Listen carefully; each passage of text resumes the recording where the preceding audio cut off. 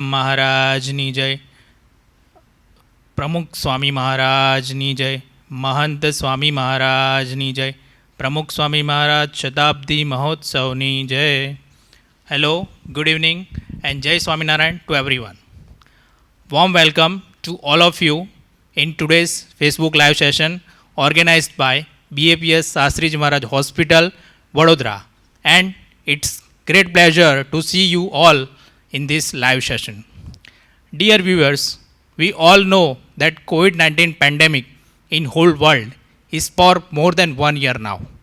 And at present, India is facing second wave of COVID-19, which started in March 21, peak in May end, and we believe now that it's declining.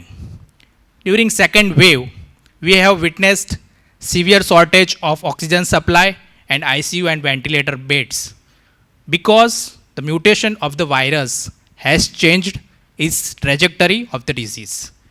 Now, as active COVID cases are declining, post-COVID problems are surfacing. And one of the most deadly complications is with the deadly virus, deadly fungus, which all we know as the mucormycosis, about which we will discuss today with our respected consultants. So we welcome respected super specialty consultants in today's session who will discuss about the same. Dear sirs, we welcome you, and we brief from first Dr. K.U. Shah sir, MD physician, who has more than 10 years of experience. Then Dr. Purvesh Umrania sir, ICU critical care intensivist, who has more than 16 years of experience. And Dr. Ravi Thakur sir, who is Rahul Thakur sir, oral and maxillofacial surgeon, and who has 16 years of experience. So dear viewers, without taking your much time, we will start the session with question answers. On behalf of you, I raise the questions and our consultants will discuss the same. So my first question will go to Dr. K.U. Shah sir. Sir, kindly tell us why the mucormycosis happens and what is the cause of it. Thank you for this question. For the comfort of our viewers, I will switch to Gujarati so it will be easier for them. આ જે mucormycosis બીમારી છે એટલે જેને આપણે black fungus તરીકે ઓળખીએ છીએ એ એક બહુ જવલ્લે જ જોવા મળતી પણ બહુ જીવલેણ ને જોખમી બીમારી છે. એક ફંગલ ઇન્ફેક્શન છે. એના પણ બહુ બધા પ્રકાર હોય છે. પહેલું જે છે રાઇનોસેરિબ્રલ એટલે કે નાકના બાજુમાં આવેલા સાઇનસ તેમજ ત્યાંથી મગજમાં ફેલાતું ઇન્ફેક્શન. હમણાં જે કોવિડના પેશન્ટમાં જોવામાં મળી રહ્યું છે મેક્સિમમ એ મ્યુકોરમાઇકોસિસ રાઇનોસેરિબ્રલવાળું જ હોય છે. એના સિવાય પણ અમુક બીજા પ્રકાર હોય છે, જેમ કે પલ્મનરી એટલે કે ફેફસાનું મ્યુકોરમાઇકોસિસ, ક્યુટેનિયસ એટલે કે ચામડીનું મ્યુકોરમાઇકોસિસ, ડિસેમિનેટેડ એટલે લોહી દ્વારા બધી જગ્યાએ ખાસ કરીને બ્રેનના અંદર ફેલાયેલું મ્યુકોરમાઇકોસિસ, અને ગેસ્ટ્રોઇન્ટેસ્ટિનલ એટલે પેટ અને આંતરડામાં ફેલાયેલું મ્યુકોરમાઇકોસિસ. હવે આ જે કીટાણુ છે જે આણે કરે છે ફંગસ, એ ફંગસના પણ અલગ અલગ પ્રકાર હોય છે, જેમ કે મ્યુકોર, રાઇઝોપસ, રાઇઝોમ્યુકોર વગેરે. અને આ થવા પાછળના અમુક જે કારણો છે કે જેમાં દર્દીની ઇમ્યુનિટી ડાઉન થઈ જતી હોય એવા લોકોમાં વધારે થવાની શક્યતા રહે છે. Sir, મારો પ્રશ્ન, so my second question is that, sir, can it happen to a healthy person also? Healthy person એટલે કે જેને બીજી કોઈ બીમારી ના હોય એવામાં પણ થઈ શકે છે જવલ્લે. યુઝ્યુઅલી એવા કેસમાં ક્યુટેનિયસ એટલે કે ચામડીના અંદર જો ચામડીમાં કોઈ જગ્યાએ કોઈ ઘા થયો હોય, જેમ કે બર્ન્સ દજાઈ ગયા હોય, અથવા કોઈ સર્જરી કરવામાં આવી હોય, અથવા કોઈ રીતે વાગ્યું અને ચામડી વચ્ચે એમ ખુલ્લું રહી જાય ચામડી, તો ત્યાં આગળ થવાની શક્યતા રહે છે. એ સિવાયના જે પ્રકાર છે નોર્મલી નથી થતા હોતા હેલ્ધી પર્સનમાં. Thank you so much sir. Rahul Thakur sir, હું તમને હવે આગળનો પ્રશ્ન પૂછીશ. So sir, what are the sign and symptoms which can happen to a patient so that he has to go to a doctor?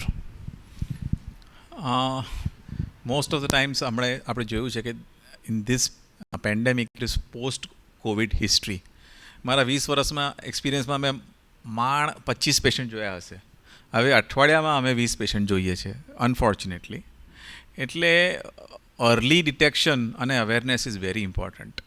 જ્યારે નાક આપણે બંધ થાય, જનરલી નાકમાં સ્ટફીનેસ થાય, નાક બંધ થઈ ગયું હોય, શરદી હોય, is one of the first science and symptoms.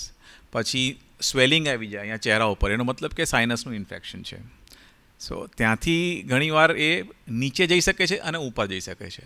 ઉપર જાય તો આંખની અંદર એન્ટર થાય તો આંખની પાપડ હલવાનું બંધ થઈ જાય, કે આંખના ડોળામાં આપણે છે લાલાશ આવે, આંખનો ડોળો બહાર આવી ગયો એવું લાગે કે જાણે આંખ મોટી થઈ ગઈ હોય એવું થઈ શકે. આંખની જે મૂવમેન્ટ્સ છે એ મૂવમેન્ટ્સ સીમિત થઈ જાય કે રોકાઈ જાય.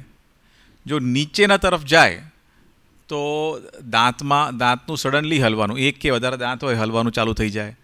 દાંતનામાં પાયોરિયા જેવા લક્ષણ થાય કે પસ જેવું થાય. તાળવામાં ચાંદુ થાય અને ચાંદુ ફાટીને હાડકું દેખાવા લાગે.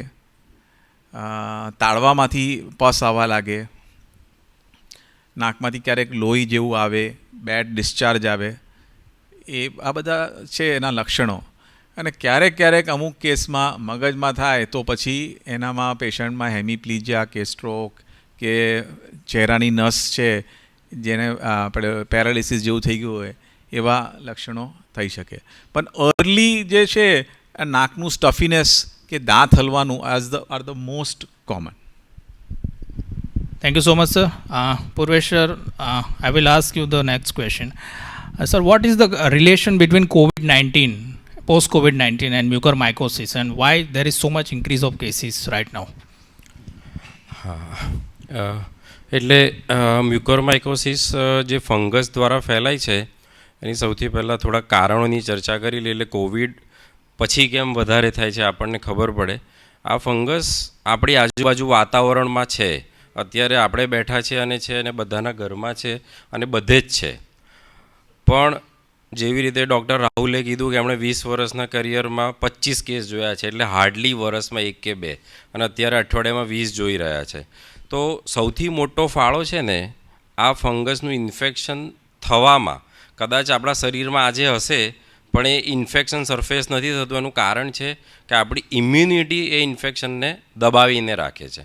હવે કોવિડ જ્યારે થાય છે ત્યારે કોવિડના કારણે આપણા શરીરમાં રોગપ્રતિકારક શક્તિમાં બહુ જ હિલચાલ, એટલે ધમાલ થઈ જાય કે પહેલાં કોવિડને દબાઈ દઈએ અને પછી કોવિડનો સામનો કરીએ, કોવિડને શરીરમાંથી કાઢી નાખીએ. એટલે એક બાજુ આપણી ઇમ્યુનિટીમાં હલચલ મચી જાય છે, જ્યારે બીજી બાજુ કોવિડ થાય એટલે એની સાથે આપણે ઘણી બધી દવાઓનો ઉપયોગ કરીએ છીએ. હવે આપણે મેજરલી અત્યારે જે દવાઓનો ઉપયોગ થાય છે 2 એન્ટીબાયોટિક અને બીજું સ્ટીરોઇડ્સ. સ્ટીરોઇડનો થોડોક રોલ છે કે જે કેસીસમાં ઓક્સિજનની જરૂર પડતી હોય કોવિડ થયા પછી, એવા જ કેસીસમાં સ્ટીરોઇડનો રોલ ડેફિનેટ રોલ છે કે જેમાં પેશન્ટની રિકવરીમાં ફાયદો થાય છે. એટલે અત્યારે કોવિડના કારણે ઇમ્યુનિટી ઓછી થઈ, એના ઉપરથી આપણે સ્ટીરોઇડ દવાઓ વાપરીએ એટલે ફરીથી આપણી ઇમ્યુનિટી ઓછી થાય. એટલે જે ફંગસને શરીરમાં પ્રવેશવાથી અથવા જેનું ઇન્ફેક્શન સરફેસ થવામાં રોકી રાખે છે એમાં ફરક પડી જાય છે. એની સાથે સાથે નવી વસ્તુ શું થાય છે કે તમે સ્ટીરોઇડ આપો એટલે મોસ્ટલી 10માંથી 7 કેસમાં એવું થાય છે કે આપણું શુગર વધી જાય છે. શુગર એટલે ડાયાબિટીસ. જેને નથી એને પણ આ દવાઓના કારણે, બીમારીના કારણે આ બધું વધારો થાય છે, અને એ પણ એક ફાળો એમાં ભાગ ભજવે છે કે જેમાં આપણને આ મ્યુકોરમાઇકોસિસનું ઇન્ફેક્શન થઈ શકે. Sir, what are the diagnostic tests can be done medically? એટલે જેવી રીતે આપણને જ્યારે પણ આના સાઇન્સ અને સિમ્ટમ્સ એટલે કે ચિહ્નો દેખાય, કે એમણે કીધું કે ફેશિયલ પેઇન, કે દાંત હલવા, કે ડિસ્ચાર્જ આવો, કે આંખના ડોળામાં અથવા માણસ બેભાન થઈ ગયો છે, હાથ નથી હલતો અને કોવિડ હતો અને તાવ આવે છે કે નથી આવતો, આ બધા જ્યારે ચિહ્નો દેખાય ત્યારે સૌથી પહેલો ટેસ્ટ જે આપણે કરીએ છીએ એ જે મેઇન આપણને લાગતું હોય ડૉક્ટર્સની પાસે જ્યારે તમે જાઓ ત્યારે ડૉક્ટરને જે લાગે કે આ જગ્યા પર ઇન્ફેક્શન છે એ પ્રમાણેનું ડૉક્ટર ઇમેજિંગ કરે છે. એટલે ઇમેજિંગ એટલે રેડિયોલોજિકલ ટેસ્ટ. તો રેડિયોલોજિકલ ટેસ્ટમાં એ મગજનું, સાઇનસનું, આંખનું, નાકનું આનું MRI અથવા CT સ્કેન કરે છે. એમાં એ જોઈ અને ડાઉટ લાગે કે આમાં સાઇનોસાઇટિસ છે, આંખનું ઇન્વોલ્વમેન્ટ છે, તો આપણે મેક્સિલોફેશિયલ સર્જનને આપણે કહીએ છીએ અને એમાં એન્ડોસ્કોપી કરી અને જે સાઇનસમાં કે ત્યાંથી જે આજુબાજુથી જે અંદર ફંગસનો કચરો કે ઇન્ફેક્શનનું પરું ભરાયેલું છે એ કાઢીને આપે, પછી આપણે એને માઇક્રોબાયોલોજી લેબોરેટરીમાં મોકલવાનું હોય છે, જેના પર કલ્ચરના ટેસ્ટ થાય છે અથવા હિસ્ટોપેથોલોજી, એટલે બંને વસ્તુ આપણે કરાવતા હોય છે. તો એ ટેસ્ટ પરથી આપણને ખ્યાલ આવે છે કે આ શેનું ઇન્ફેક્શન છે, ફંગસનું છે તો આ મ્યુકોરમાઇકોસિસનું છે કે બીજી જાતની ફંગસનું ઇન્ફેક્શન છે કે બેક્ટેરિયલ ઇન્ફેક્શન છે. એટલે મેઇન સીટી સ્કેન, MRI અને પછી મેક્સિલોફેશિયલ સર્જન સ્કોપી કરે અને પછી અંદરથી પરુ અને કચરો જે કાઢે એના પર જે કલ્ચર ટેસ્ટ અને હિસ્ટોપેથોલોજી થાય એના પરથી આનું ડાયગ્નોસિસ થતું હોય છે. Thank you so much, sir. Sir, one of the viewers has asked questions to you, sir. Viewer name is Vaishali. She has asked that the nose stuffiness is also because of sinus. So, how to differentiate between sinusitis and this kind of fungus sinusitis, normal sinusitis? And વૈશાલીબેન, તમે સારો question પૂછ્યો છે અને the answer is endoscopy. કારણ કે CT scan કે MRI scan is not a diagnostic, એટલે not a confirmatory. It is diagnostic but not confirmatory. એટલે એન્ડોસ્કોપી કરીએ એમાં ફંગલ સાઇનસાઇટિસ હોય કે બેક્ટેરિયલ સાઇનસાઇટિસ હોય એ જોવાથી ખબર પડે, અને એઝ પૂર્વે સરે કીધું કે એનું KOH સ્ટેનિંગ થાય, અને એના પછી જ કોઈ ડાયરેક્ટલી સર્જરી અમે નથી કરી શકતા. પહેલાં you have to have sum kind of diagnosis. okay, sir. Thank you so much. Sir, coming over to you. So, what are the medical treatment you are suggesting for this mucormycosis? Medical ટ્રીટમેન્ટમાં specifically fungus માટે વાત કરીએ તો antifungal દવા આપવામાં આવે છે. એમાં ઇન્જેક્શનમાં વાત કરીએ તો મેઇન ઇન્જેક્શન એમ્ફોટેરિસિન B કરીને છે. એના પણ અલગ અલગ પ્રકાર હોય છે. એક કન્વેન્શનલ એમ્ફોટેરિસિન B હોય છે, એ સિવાય બીજા લાઇપોસોમલ એમ્ફોટેરિસિન B હોય છે, અને બીજા લિપિડ કોમ્પ્લેક્સ ટાઈપના પણ આવે છે. આમાં જે કન્વેન્શનલ છે એનું એક જે ડિસએડવાન્ટેજ આપણે કહીએ તો કે એ કિડનીને નુકસાન કરી શકે છે, એટલે એને આપણે અમુક હદથી વધારે ડોઝમાં નથી આપી શકતા. વધારે ડોઝમાં આપીએ તો કિડનીને નુકસાન થાય છે, એટલે એ આપવા કરતાં જો લાઇપોસોમલ આપી શકાય તે પ્રિફરેબલ છે, કારણ કે એનાથી એટલું કિડનીને નુકસાન નથી થતું, એટલે આપણે વધારે ડોઝમાં બી આપી શકાય જેનાથી ઇન્ફેક્શન જલ્દી કંટ્રોલ થાય. આ ઇન્જેક્શન સિવાય આપણે જો ટેબ્લેટમાં વાત કરીએ તો ટેબ્લેટમાં પોસાકોનાઝોલ અને ઇસાવુકોનાઝોલ કરીને એન્ટીફંગલ આવે છે. એ બંનેનું પણ આ ફંગસ પર સારું એવું અસર છે. એ સિવાય આપણે સાથે જો બીજી કોઈ ઇન્ફેક્શન કે કંઈ લાગતું હોય તે પ્રમાણે એન્ટીબેક્ટેરિયલ કે દવાઓ બી આપી શકાય છે. એટલે આ રીતનું આનું સારવાર છે. એ સિવાય નાકના સફાઈના માટે આપણે નેઝલ સલાઇન ડ્રોપ કે એવા બી વાપરી શકીએ છીએ. એટલે આ છે મેડિકલ સારવારમાં. Sure, sir.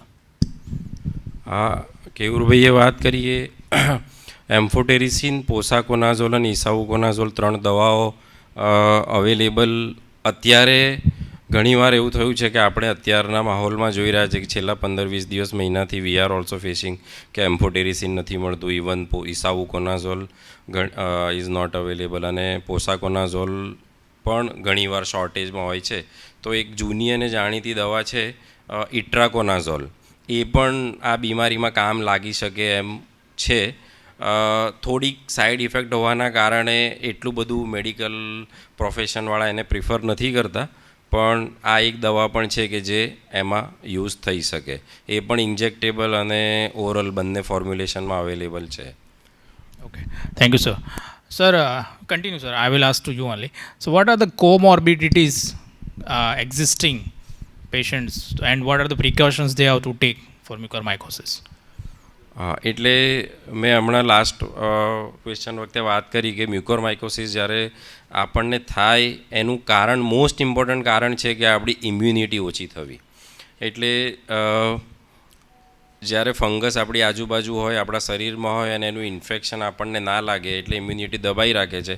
તો જે પણ કારણથી આપણી રોગપ્રતિકારક શક્તિ શરીરમાં ફાઇટિંગ કેપેસિટી ઓછી થાય એટલે આ બધી વસ્તુઓ સરફેસ થઈ શકે. તો એવા રોગ કયા? તો મોસ્ટ કોમનલી આપણને ખબર છે કે ડાયાબિટીસ, જે બહુ જ પ્રિવેલન્ટ છે ઇન્ડિયામાં, અને લગભગ 8-9% પોપ્યુલેશન ઇન્ડિયાનું ડાયાબિટીસ ગ્રસ્ત છે અત્યારે. તો આ બધા કેસીસમાં જો ડાયાબિટીસ વેલ કંટ્રોલ હોય તો ગભરાવાની જરૂર નથી, પણ ડાયાબિટીસ અનકંટ્રોલ હોય, શુગર હાઈ રહેતું હોય, ડૉક્ટર સાથે ફોલોઅપ ના ચાલતું હોય, તો આ બધા કેસીસમાં મ્યુકોરમાઇકોસિસ વધારે થતું હોય છે.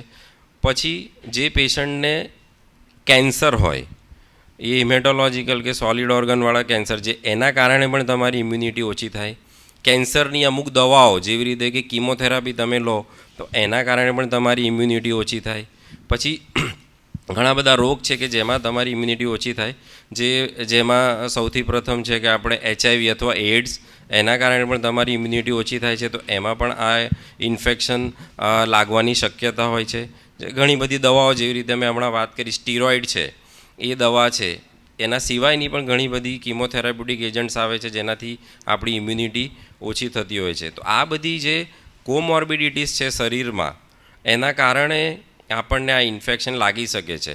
કોવિડ થયું હોય કે ના થયું હોય, છતાં પણ આ બધી બીમારીઓ એવી છે કે જેના કારણે આપણને આ ઇન્ફેક્શન લાગી શકે. Okay, sir. Sir, in these questions relation, Dr. Pragnesh Patel, viewer, has asked one question to us. That is, how patient is exposed to mucormycosis are face mask, humidifier for oxygen, or sample collection cotton buds are the main culprits for mucormycosis? Sample collection mucormycosis ના ઘણા બધા videos અત્યારે ફરી રહ્યા છે WhatsApp પર, એટલે આ ક્વેશ્ચન આવો સ્વાભાવિક છે, સારો ક્વેશ્ચન છે, એટલે બધા ડાઉટ્સ ક્લિયર થાય.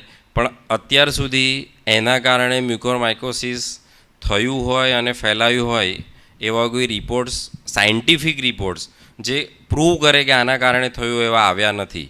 પણ જે રીતે મેં ક્વેશ્ચનમાં કીધું કે ઇટિયોલોજી એ છે કે ફંગસ જે છે આપણી આજુબાજુ વાતાવરણમાં છે અને એના સ્પોર એટલે ફંગસના માઇક્રોન્સ એ છે ને COVID-19ની જેમ હવામાં ઉડતા હોય છે. એટલે પ્રાઇમરીલી તમે જોતા હશો ને તો અત્યારે આપણે 10 કેસ જોઈએ ને તો 9 કેસ સાઇનસના અને નોઝ ઇન્વોલ્વમેન્ટના જ આવે છે. કેમ કે સ્પોર સૌથી પહેલાં નાકમાં આપણે ઇન્હેલ કરીએ એટલે શ્વાસ લઈએ ત્યારે અંદર જાય, ત્યાં ચોંટે અને ત્યાં કોવિડના કારણે જે ડેમેજ થયું છે એટલે આપણું જે પ્રોટેક્શન છે જેના કારણે આપણે માઇક્રોબ્સને શરીરમાંથી કાઢી નાખીએ એ ડિફેક્ટિવ થઈ ગયું હોય, એટલે એ ભાગમાં આપણને મ્યુકોરમાઇકોસિસ થતું હોય છે.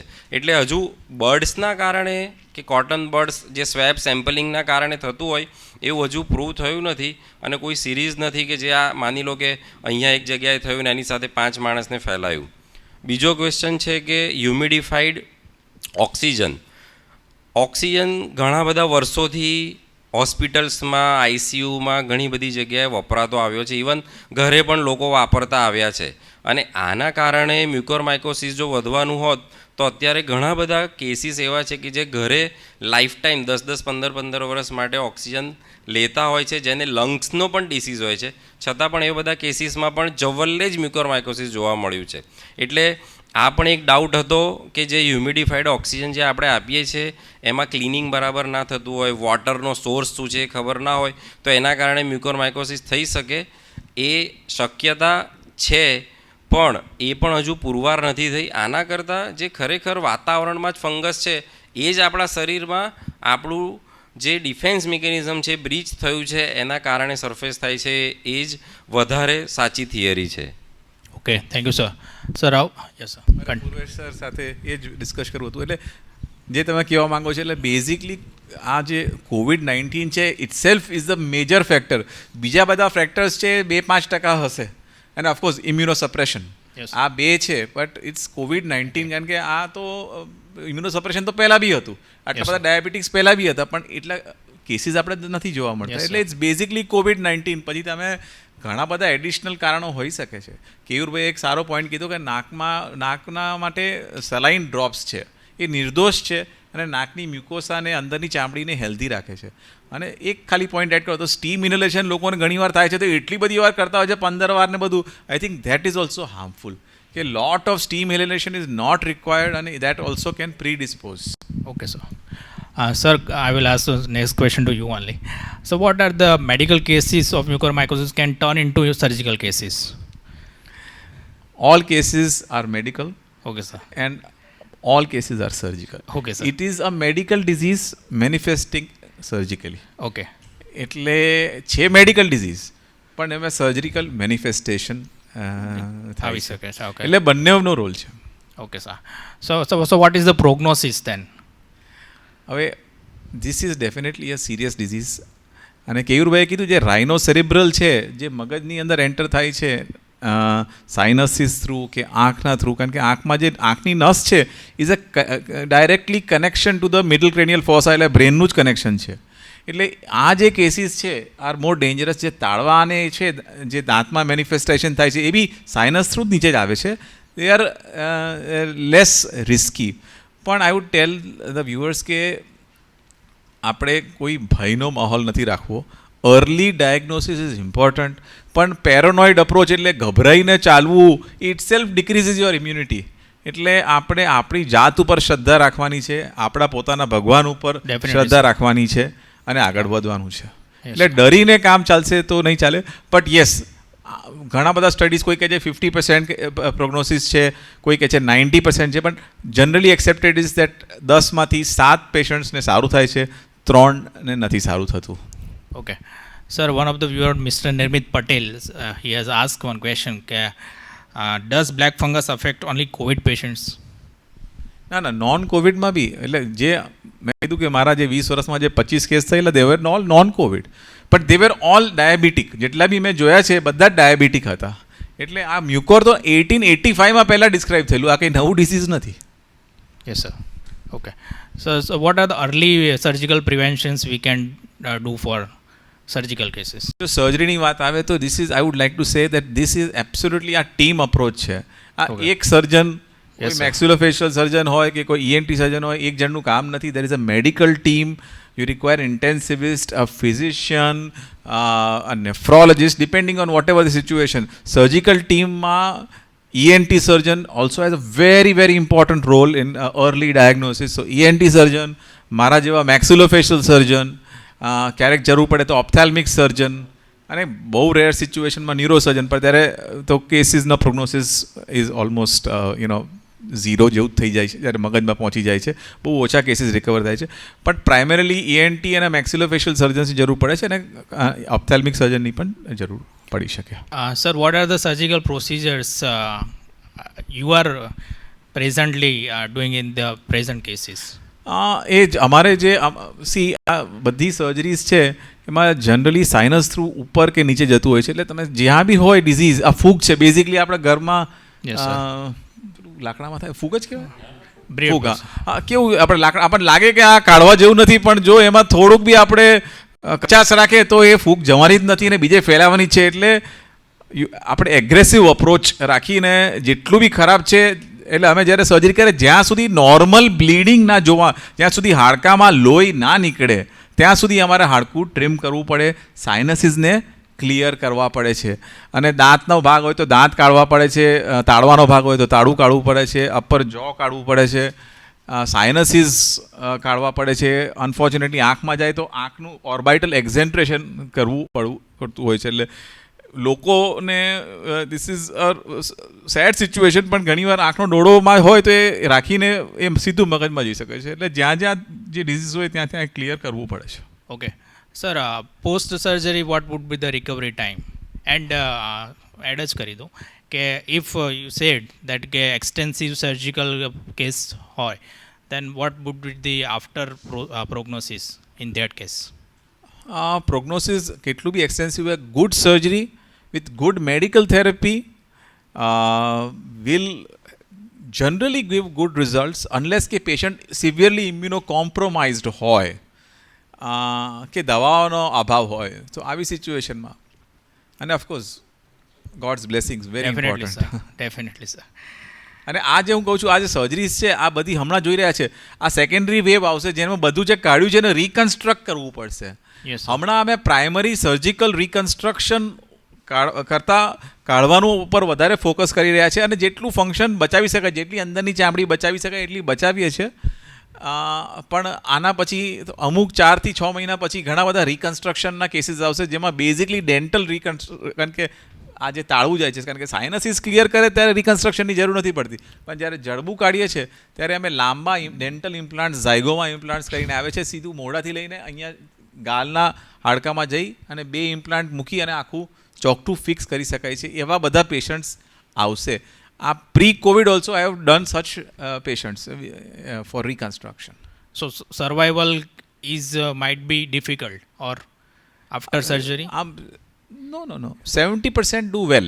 Yes sir. 30%માં જ્યાં બેઝિકલી ઇમ્યુનો કોમ્પ્રોમાઇઝ છે કે બહુ લેટ પ્રેઝન્ટ કરે છે, જ્યાં મગજ સુધી પહોંચી ગયા હોય છે, તો અધરવાઇઝ દે ડુ વેલ. એટલે લોકો, મેં પેપરમાં વાંચ્યું છે કે લોકો ઘણા ખાલી ભયથી કોઈ એક આપઘાત કરેલું આજે મેં પેપરમાં વાંચ્યું. એટલે I would request all viewers કે ભયનો આની અંદર કોઈ, આ બધાએ સાથે લડવાનું છે અને વિધાઉટ ફિયર લડવાનું છે. એટલે ભલે આ ડિઝીઝ ખરાબ છે, પણ તમે અર્લી ડાયગ્નોસિસ કરો તો ડેફિનેટલી મેનેજેબલ છે. પણ ઘણીવાર પેશન્ટ 2-2, 3-3 મહિના લઈને ચાલતું હોય ને આવતા નથી હોતા, ત્યારે તકલીફ થાય છે. Okay, thank you sir. Sir, one of the viewer Hemant Raj, sir Purvesh sir, he has asked a nice question. Which is the best method to control mucormycosis in ICU setup? Control mucormycosis ICU સેટઅપમાં hospital acquired infection બહુ rarely જોવા મળે છે આ વસ્તુ. પણ જ્યાં construction ને બધું ચાલતું હોય આવા બધા કેસીસમાં જ્યારે તમારે ફંગસનું સ્પ્રેડ વધારે થઈ શકે, એટલે આઈસીયુમાં mucormycosis is very rare thing. Genuinely આઈસીયુમાંથી લોકોને લાગ્યું હોય એવું બહુ રેર છે, એવું બહુ જ ભાગ્ય થાય છે. હા, પણ મ્યુકોરમાઇકોસિસના કેસ બધા, ઘણા બધા કેસ આઈસીયુમાં લેન્ડ થાય છે, જ્યાં એમની ટ્રીટમેન્ટ ક્રિટિકલ બધા પ્રોબ્લેમ્સ હોય, જે રીતે બ્રેઇનમાં ગયું છે, લંગમાં ગયું છે, વેન્ટિલેટરની જરૂર પડે છે, શ્વાસની તકલીફ છે, તો આ બધા કેસીસને આઈસીયુમાં રાખવા પડતા હોય છે. પણ mostly as I told you કે એન્વાયરમેન્ટમાં તો મ્યુકોર બધે છે જ, પણ તમે બધા પેશન્ટની ઇમ્યુનિટી બહુ ઓછી બ્રીચ કરો અને ડિફેન્સ મિકેનિઝમ એક્ટિવ રાખો તો મ્યુકોર આઈસીયુમાંથી પણ ના થાય. આઈ થિંક જે મને લાગે છે, if I am right, the viewer એ પૂછવા લાગે છે કે આ એનું ખાલી કહેવાનો મતલબ છે કે આ ચેપી રોગ નથી. આઈસીયુ રિલેટેડ નોઝોકોમિયલ ઇન્ફેક્શન અમે કહીએ, એ વસ્તુ અલગ છે, બેક્ટેરિયલ ઇન્ફેક્શન છે, આ ફંગલ છે. એટલે એક પેશન્ટથી બીજા પેશન્ટમાં થવાનો ચાન્સ નથી. It's not a communicable disease. Okay sir, definitely. Thank you sir. કહું છું પુરેશભાઈ, તમારે Yes, કશું એડ કરવું છે? I think Sir, one of the viewer, Purvesh sir, I would like to ask you that question. Viewer Vishal Parmar, he has asked what time after a COVID positive patient relax for mucormycosis. I am not getting the question, but હા, એટલે હા right, એટલે I think question એ છે કે mucormycosis Covid infection થયા પછી કેટલા સમયમાં થઈ શકે, અને આપણે ક્યારે એવું સમજવું કે હવે કોવિડ પણ શરીરમાંથી ગયું અને મ્યુકર પણ નહીં થાય, બરાબર ને? આ જ Yes, ક્વેશ્ચન yes, છે. yes, yes, yes. એટલે ઇમ્પોર્ટન્ટ એવું છે કે કોવિડ રિલેટેડ જે મ્યુકોરમાઇકોસિસ, કોવિડ એસોસિએટેડ મ્યુકોરમાઇકોસિસ આપણે કહીએ છીએ, એમાં મેં જેમ જણાવ્યું કે જો પેશન્ટને જે કોવિડનો રોગ થયો છે એ માઇલ્ડ ટુ મોડરેટ હશે તો જનરલી એ બધા કેસીસમાં અમે મ્યુકોરમાઇકોસિસ જોતા જ નથી. એટલે જેને ઘરે આઇસોલેશનમાં રાખ્યા છે, હોમ ક્વોરન્ટાઇનમાં જ સારું થઈ ગયું છે, માઇલ્ડ પ્રોબ્લેમ, 1-2 દિવસ તાવ આવ્યો, થોડીક ખાંસી થઈ, વીકનેસ થઈ, અને 2-4 દિવસમાં બધું સારું થયું અને 10 દિવસ પછી દેન યુ આર ફ્રી, એ બધા કેસીસમાં મ્યુકોરમાઇકોસિસ થતું જ નથી. તો એ બધા કેસમાં તો કોઈ ચિંતા કરવાની જરૂર જ નથી. એ 5મા દિવસે પણ નહીં, 10મા દિવસે પણ નહીં, અને 50મા દિવસે પણ નહીં. મોડરેટ ટુ સિવિયર જે રોગ જેને કોવિડનો થયો છે એ બધાને જેને હોસ્પિટલમાં દાખલ કરવા પડ્યા છે અથવા ઘરે અમુક ટ્રીટમેન્ટ લીધી છે, અને મેં ખાસ જેના પર ખાસ ભાર આપ્યો છે કે એન્ટીબાયોટિક અને સ્ટીરોઇડ. કેમ કે એન્ટીબાયોટિક આપવાથી શું થાય, શરીરમાં બધા બેક્ટેરિયા જે પ્રોટેક્ટિવ બેક્ટેરિયાસ પણ છે એ બધા પણ સફાયો થઈ જાય, એટલે ફંગલ ઇન્ફેક્શન થવાના ચાન્સીસ રહે. અને એમાં બળતામાં ઘી હોમે એવી રીતે સ્ટીરોઇડ્સ, તો એ આપણી ઇમ્યુનિટી ઓછી કરે. તો જે પેશન્ટ્સને આ દવાઓ આપવામાં આવી છે અને જેને લાંબા સમય માટે જરૂર પડી છે, 2-5 દિવસનો શોર્ટ કોર્સ હશે, એ કેસીસમાં આ રોગ હજુ પણ જોયો નથી. આઈ થિંક તમને પણ એ જ અનુભવ હશે બધાને કે 2-5 દિવસનો જે શોર્ટ કોર્સ એન્ટીબાયોટિક કે સ્ટીરોઇડનો જે લીધો છે એ લોકોને આ રોગ બહુ જોવા નથી મળતો. પણ જેને લાંબા સમય માટે કોઈ પણ કારણસર સ્ટીરોઇડ આપવું પડે છે, એન્ટીબાયોટિક આપવી પડે છે, એ બધા કેસીસમાં થતું હોય છે. એવરેજ મ્યુકોરમાઇકોસિસ થવાનું જે ડ્યુરેશન એ કીધું છે એ લગભગ 13-14 દિવસ પછી, એટલે એટલીસ્ટ 2 વીક પછી આ સરફેસ થતું હોય છે. અને સ્ટીરોઇડ જેને લાંબુ ચાલે એને 3-4 વીકમાં પણ આ વસ્તુ સરફેસ થઈ શકે. હવે બે બીજા પ્રોબ્લેમ જે આપણા જનરલ પબ્લિક માટે જે છે એ છે કે ઘરે ગયા પછી પણ થઈ શકે. તો આ બધા જે ચિહ્નો હમણાં જે ચર્ચા કરી એ ચિહ્નો આવે તો એનું આપણે ધ્યાન રાખવું જોઈએ. હોસ્પિટલમાં તો ડૉક્ટર્સને બધા જે રેગ્યુલર એક્ઝામિન કરતા હોય તો they will pick up this fast, પણ 3-4 વીકમાં આ વસ્તુ વધારે દેખાતી હોય છે કોવિડ થયા ઓકે પછી. સર, યા. એક્ઝેક્ટલી મારા બી સેમ થોટ્સ છે જે પૂર્વેશભાઈએ કીધા છે. 3rd-4th વીકથી, ઘણીવાર અઠવાડિયા 10 દિવસમાં બી ચાલુ થઈ જાય, પણ mostly commonly 3rd week to 6th week most common છે. અને રેરલી 8 વીક સુધી, એટલે 2 મહિના સુધી છે. તમારા જનરલી 2 મહિના સારા જતા હોય છે અને તમે સતર્ક રહ્યા હોય છો અને આવા કશું સિમ્ટમ્સ તમે થયા નથી હોતા, તો તમને તાવ નથી વચ્ચે આવતો કે કશું, 8 વીક એટલે 2 મહિના જેવું થઈ જાય છે, then you are considered safe. 3 to 8 weeks.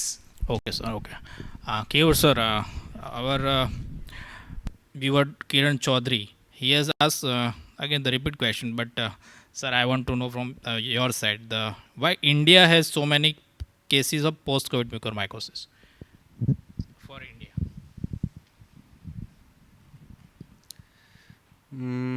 આવું કોઈ સ્પેસિફિક ઇન્ડિયાના માટે કારણ જોવા નથી મળ્યું, પણ કદાચ એક વસ્તુ કહી શકાય કે મ્યુકોરના જે આ ફંગસ છે એ સોઇલના અંદર મળતા હોય છે.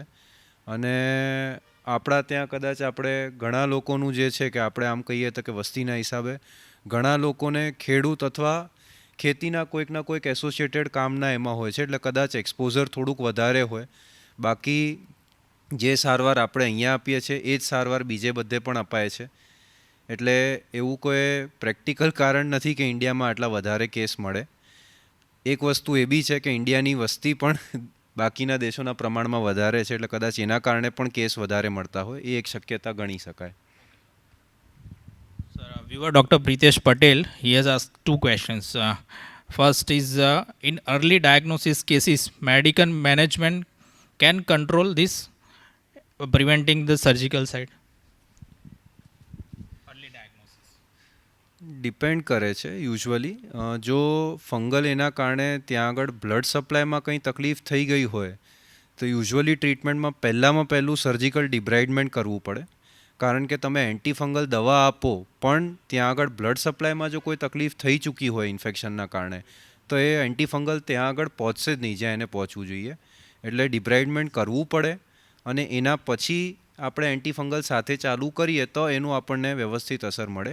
પણ બહુ જ વહેલું પકડાઈ જાય તો જવલ્લે બની શકે કે કદાચ આપણે ખાલી એન્ટીફંગલ દવાને બધું કરીએ તો એનાથી કદાચ ઠીક થઈ જાય.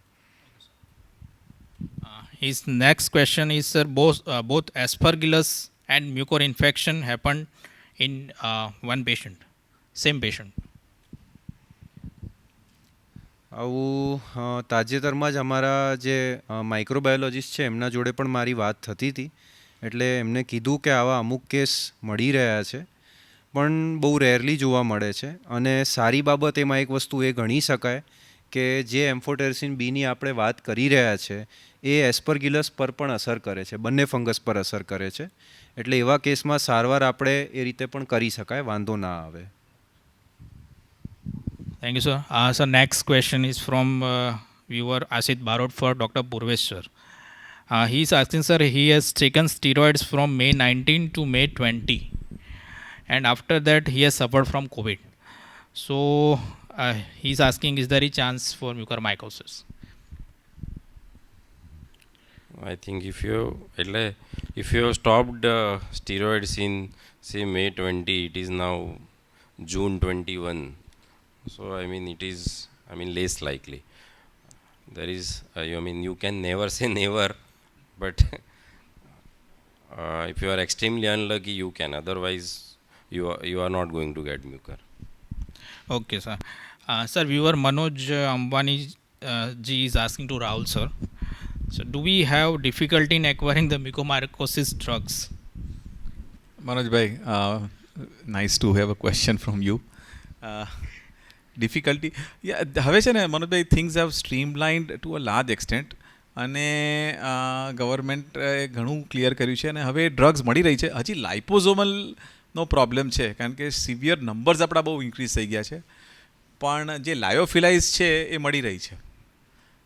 પણ ધેર આર ઘણા કેસીસ છે જેમાં લાઇપોઝોમલ આપવાથી નેફ્રોટોક્સિસિટી ઓછી થઈ જાય છે, પણ એમાં થોડોક હમણાં ઇશ્યુઝ છે અને હોપફુલી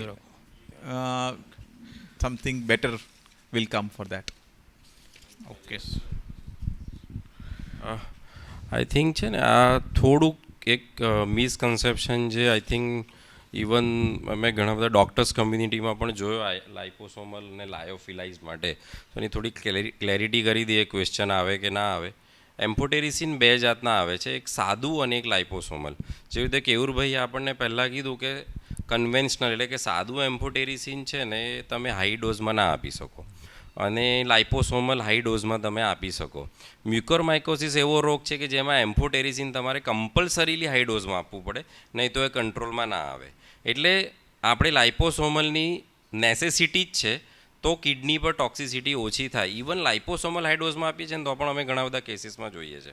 સો આ એક બે જેન્યુઇન ડિફરન્સ છે કે સાદું એમ્ફોટેરિસિન અને લાઇપોસોમલ આ એક છે. ત્રીજી ટર્મિનોલોજી જે લાયોફિલાઇઝડ એડ થઈ છે, લાયોફિલાઇઝડ ઇઝ અ કેમિકલ પ્રોસેસ. એ તમે છે ને ફ્રીઝ કરી અને મેડિસિનને તમે ડ્રાય પાવડર ફોર્મમાં બને એને લાયોફિલાઇઝડ કહેવામાં આવે. એટલે એ કન્વેન્શનલ એમ્ફોટેરિસિન અને લાઇપોસોમલ એમ્ફોટેરિસિન બંને can be લાયોફિલાઇઝડ.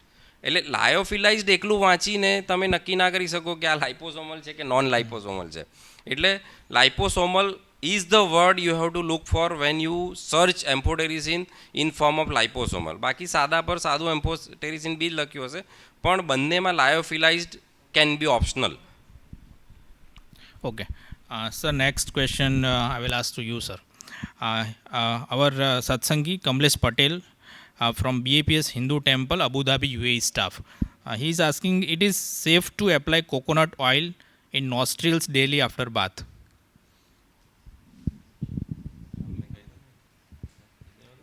I think surgeon સાહેબ અહીંયા છે, એબ્સોલ્યુટલી નો. કશું જ ના, નાકમાં ખાલી નોર્મલ સલાઈન એટલે સલાઈનના નેઝલ ડ્રોપ્સ છે. ઇવન પ્રોવિડોન આઇડીન જે આપણે બીટાડીન ગણાય છે એ પણ અમુક લોકોને ગમતું હતું, પણ that is also should not be use. ખાલી સલાઈન નેઝલ ડ્રોપ્સ એટલે જેને કહેવાય ગુજરાતી ભાષામાં મીઠાના પાણી, પણ રેડીમેડ આવે છે, એ જ તમે નાખો and that is a simplest and the best way. Sir, he is asking another question.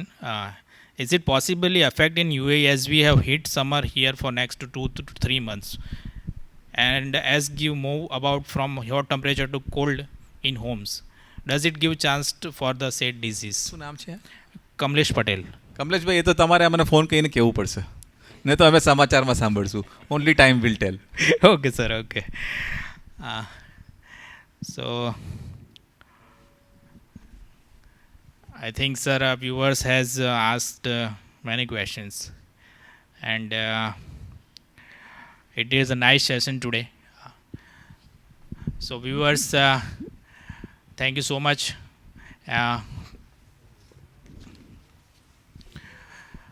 I would like to thank all our consultants who have given us the valuable time from their so much busy schedule. Thank you, sir, all of you. Thank you so much. Sir,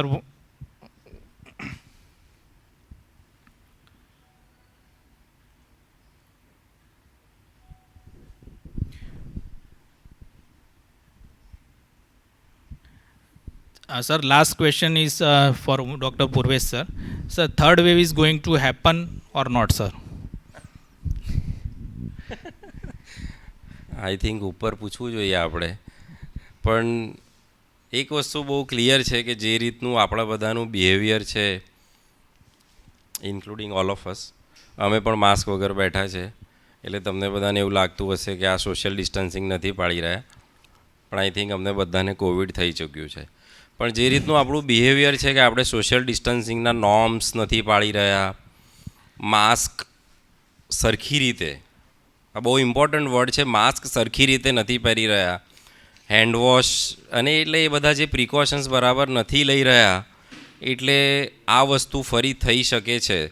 હું એવું નથી કહેતો કે થશે જ, પણ જો આપણે બધા સાવધાન નહીં રહીએ, તકેદારી નહીં રાખીએ, તો આ વેવ ત્રીજો, ચોથો, પાંચમો કલ્મિનેટ થશે અને આપણને બધાને ડે ટુ ડે એક્ટિવિટીઝમાં, લાઈફમાં અફેક્ટ કરતો જ રહેશે.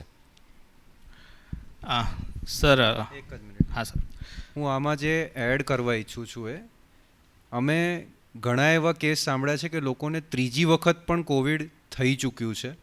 અને આપણે ઇન્ડિયાની વાત કરીએ છીએ, હાલ વિશ્વના ઘણા એવા કન્ટ્રીઝ છે જ્યાં ચોથો વેવ ચાલી રહ્યો છે, જેમ કે જાપાનમાં. એટલે ત્રીજો વેવ આવશે એમાં કોઈ શંકા નથી. પણ હમણાં ઇન્ડિયામાં જે લેવલ પર કેસ થઈ ચૂક્યા છે, પહેલાં શરૂઆતમાં એવું હતું કે કદાચ સોસાયટીમાં એકાદ ઘરમાં એકાદ જણને હતું. હમણાં એવી સિનારીઓ હતું કે લગભગ દર બીજા ઘરે કોઈકના કોઈકને હતું. એટલે હમણાં જે માત્રામાં કેસ થઈ ગયા એના પછી કદાચ હમણાં તરત નહીં આવે થર્ડ વેવ, પણ આવશે ક્યારેક ને ક્યારેક, એમાં કોઈ શંકા નથી, એવું હું કહેવા ઈચ્છીશ. Sir, again a question for you only, sir. Viewer Bhavin Shah is asking, who are most prone for this disease, and what are the early symptoms? Actually, repeated shape. એટલે આમ તો આનો જવાબ ઓલરેડી અપાઈ ગયો છે, પણ તે છતાં જસ્ટ રીકેપ કરવા માટે કે જે ડાયાબિટીક પેશન્ટ હોય, ખાસ કરીને જેનું કંટ્રોલ સારું ના હોય, એ સિવાય જેમને એવી કોઈ દવા ચાલી રહી હોય, જેમ કે કીમોથેરાપી, સ્ટીરોઇડ્સ, કે જેના કારણે ઇમ્યુનિટી ડાઉન થતી હોય, અથવા એવી કોઈ બીજી બીમારી હોય જેના કારણે ઇમ્યુનિટી ડાઉન હોય, જેમ કે HIV કે એડ્સ, અથવા કોઈ ટ્રાન્સપ્લાન્ટ થયેલું છે, ઓર્ગન ટ્રાન્સપ્લાન્ટ થયેલું છે, કેન્સર છે, આ રીતના દર્દીઓમાં આ થવાની શક્યતા વધારે છે, એવું આપણે કહી શકીએ છીએ. So, thank you so much, viewers, for your time, and thank you so much, sirs, for your valuable time. We, from the team from BAPS Shastriji Maharaj Hospital, heartily thank you. And we end now this session. We congratulate everyone for attending this session and make it successful. Thank you so much. Good night. Jai Swaminarayan. Take care.